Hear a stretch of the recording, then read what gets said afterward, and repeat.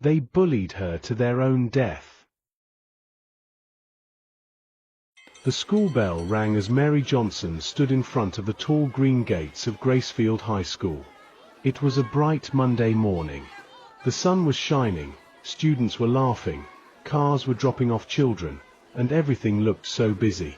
But inside Mary's chest, it felt dark and heavy. She gripped the straps of her school bag tightly. Her palms were sweaty, and her heart beat loudly like a drum. Her mother had just waved goodbye from the roadside, shouting, "God is with you, my daughter. Go and shine." But Mary didn't feel like shining. She felt like hiding. It was her first day at the new school. She had just moved with her mother from the quiet town of Eket after her father passed away. They couldn't afford to stay in their old house anymore, and her mother got a job as a hospital cleaner in Benin City, so they had to start over. Everything was new, new home, new people, new school. And Mary hated change. She slowly walked through the gates, pulling down her skirt that kept rising slightly. Her uniform was brand new but a little too tight around her waist. She was a big girl, round cheeks, thick arms, soft belly, and full legs that rubbed together as she walked. Her black shoes were clean, but already had creases from the walk to school. Some girls passed by and looked at her. One of them whispered, "Who's that? She looks like a balloon in uniform." They giggled and walked off. Mary acted like she didn't hear them, but her ears burned. She lowered her head and kept walking. When she reached the school office, the secretary gave her a class slip. "Class SS1B, the woman said without looking up. Mary nodded, thanked her quietly, and made her way to the building with the classrooms. Every step felt like walking into fire. Her hands were shaking. She could feel students' eyes on her, some curious, some mocking. Finally, she reached the classroom. She took a deep breath and knocked gently. A teacher, a tall man with glasses, opened the door. "Ah, you must be the new student. Come in," he said. Mary stepped inside. Instantly, the noise in the class died down. Heads turned.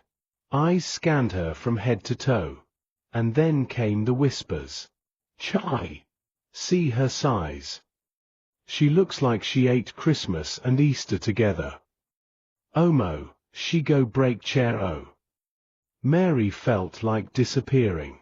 She smiled weakly and looked around, unsure of where to sit.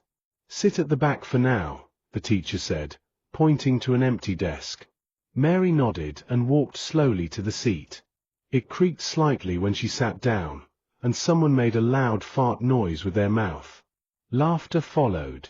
Her cheeks burned with shame, but she didn't say anything. Instead, she looked out the window, blinking back tears. For the rest of the lesson, she didn't hear much. The teacher was explaining something about algebra, but all Mary could think about was how different she was. How no one smiled at her. How they all laughed when she walked past. The bell rang again. It was time for break. As students rushed out of the class, a tall girl with light skin and shiny braids passed by Mary's desk. "Better watch out," the girl said with a smirk.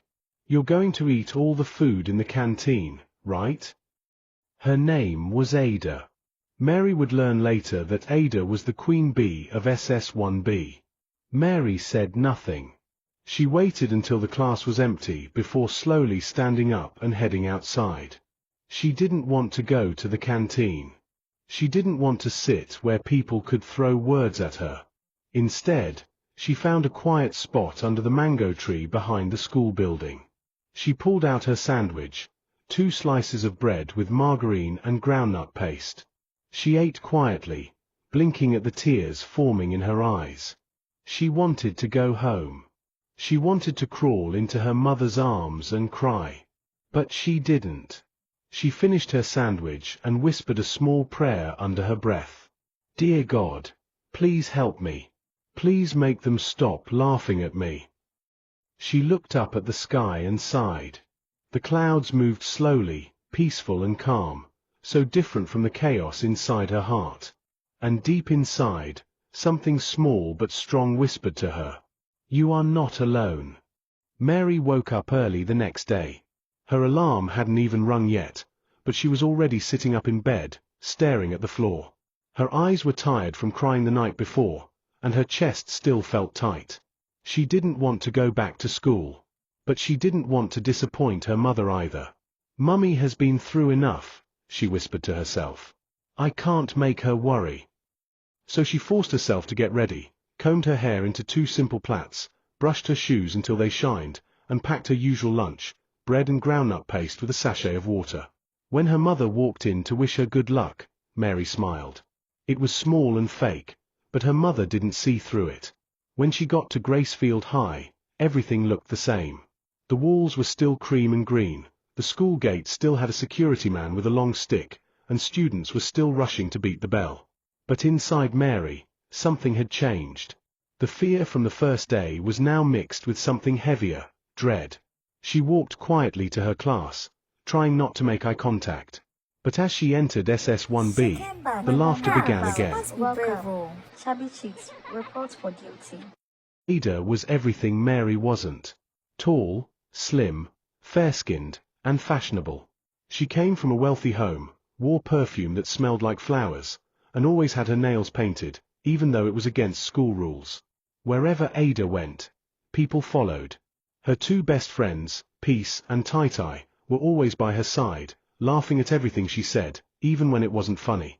They had matching water bottles and always sat in front like queens. Ada didn't like people who were different. And Mary? She was different in every way.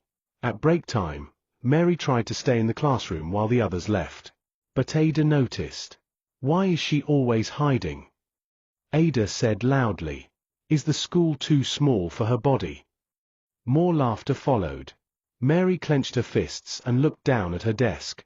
Her heart was pounding, but she refused to cry. Not here. Not in front of them. One of the boys, Daniel, joined in. "Maybe she eats 5 wraps of fufu before school." Mary bit her lip hard. The words stung. She wanted to disappear. But the teacher entered, and the teasing stopped, at least for a while. During lunch, Mary went back to her mango tree. It had become her safe place. There, under the quiet branches, she could eat in peace. She pulled out her bread and slowly took a bite. As she chewed, she thought about her old school back in Eket. Nobody had ever called her names there. She had 2 close friends, Amaka and Faith, who always protected her. But they were far away now. She missed them terribly. Suddenly, a soft voice broke her thoughts. "E." Mary looked up. It was a small boy from JSS2. He had a limp in one leg and wore oversized glasses that kept sliding down his nose. "My name is Samuel," he said. "Can I sit here?" Mary nodded. She didn't speak. She just moved her lunch slightly so he had space. Samuel sat and smiled. "They laugh at me too. Because of my leg." Mary looked at him properly for the first time. His eyes were kind. He didn't stare at her body or snicker behind his hand. He just sat there quietly, picking sand with his fingers. "My mum says people laugh when they don't understand something," he said after a pause. "But God understands. That's enough." Mary blinked quickly. Her throat felt tight. "Thank you," she whispered. That day, she didn't eat alone. When they returned to class, Ada whispered loudly to her girls, "Even crippled people now sit with her. Birds of the same size, I guess." The laughter started again. But this time, it didn't feel as strong. Somehow, having someone like Samuel made it easier to bear. Mary didn't smile, but she didn't cry either. And that, for her, was a small victory. Mary had a secret. Every morning, before the sun rose,